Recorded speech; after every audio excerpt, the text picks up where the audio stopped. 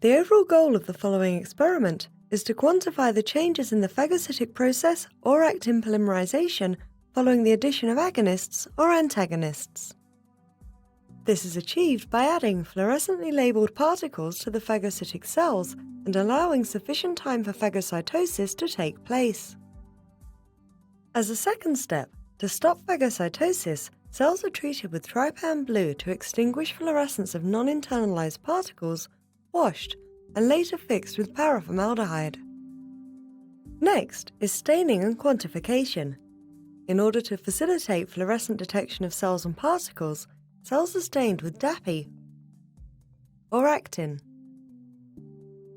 The results show the effect of treatment on phagocytosis and actin polymerization as quantified through a ratio of green-red fluorescence to blue based on fluorometric analysis.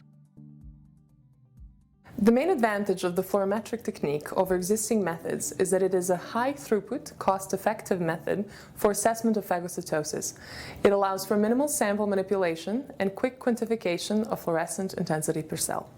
This method can help answer key questions in the field of immunology and cell biology, such as how effective and how fast is pathogen clearance, is actin polymerization changing during phagocytosis, and how is phagocytosis or actin polymerization modulated by agonists or antagonists.